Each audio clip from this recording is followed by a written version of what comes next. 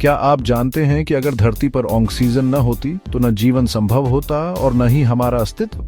लेकिन क्या आपने कभी सोचा है कि यह ऑक्सीजन आई कहां से?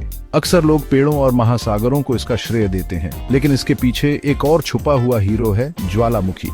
हजारों साल पहले जब पृथ्वी एक उबलता हुआ आग का गोला थी, तब ज्वालामुखी अपनी भीषण गतिविधियों से न केवल धरती की सतह को आकार दे रहे थे, बल्कि हवा में गैसों का मिश्रण भी बदल रहे थे। इन्हीं गैसों में से एक थी ऑक्सीजन, जो धीरे धीरे हमारे वातावरण में बढ़ी और जीवन के विकास की नींव बनी। आज के इस वीडियो में हम जानेंगे कि ज्वालामुखियों ने ऑक्सीजन के विकास में कैसे भूमिका निभाई और ये कैसे हमारे जीवन के लिए इतना महत्वपूर्ण साबित हुआ। तो चलिए इस रोमांचक सफर की शुरुआत करते हैं। अगर आपको यह विषय रोचक लगे तो वीडियो को लाइक करें और channel cluster ER RAM Tech को सब्सक्राइब करना न भूलें।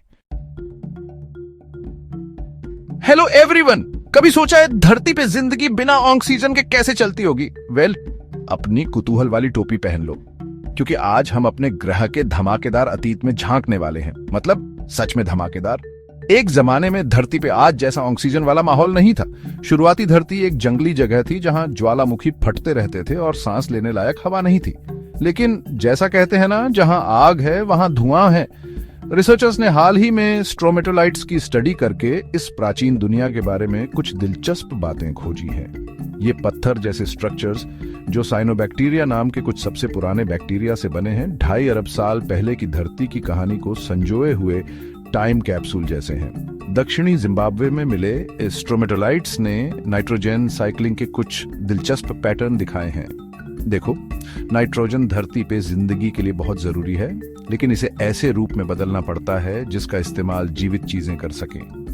यह प्रक्रिया नाइट्रोजन साइकिल का हिस्सा है, और इन पैटर्न्स को स्टडी करके साइंटिस्ट ऑक्सीजन के आने से पहले धरती के हालात समझ सकते हैं।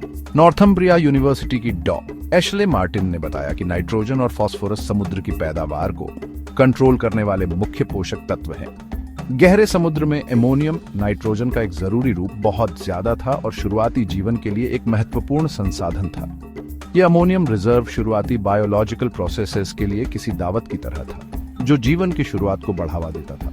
लेकिन इसमें ज्वालामुखी का क्या हाथ था? खैर, शुरुआती समुद्रों में बहुत कम ऑक्सीजन थी और ज्वालामुखी विस्फोटों का उन पर बहुत असर पड़ता था। ये ज्वालामुखी गतिविधि हाइड्रोथर्मल प्रक्रियाओं के जरिए पोषक तत्वों को रिसाइकल करने में मदद करती थी, जिससे शुरुआती जीवन के लिए नाइट्रोजन जैसे जरूरी तत्व मिलते थे। सेंट एंड्रयूज यूनिवर्सिटी की डॉ. ईवा स्टुकेन ने बताया कि चट्टानों में असामान्य नाइट्रोजन आइसोटोप वैल्यू इस हाइड्रोथर्मल न्यूट्रिएंट रिसाइकलिंग से एक गहरा संबंध दिखाते हैं। असल में शुरुआती जीवन ज्वालामुखियों से निकलने वाले पोषक तत्वों से ही चलता होगा। नेचर कम्युनिकेशंस में प्रकाशित इस स्टडी में जीवन के विकास में ज्वालामुखी गतिविधि की अहम भूमिका पर प्रकाश डाला गया है।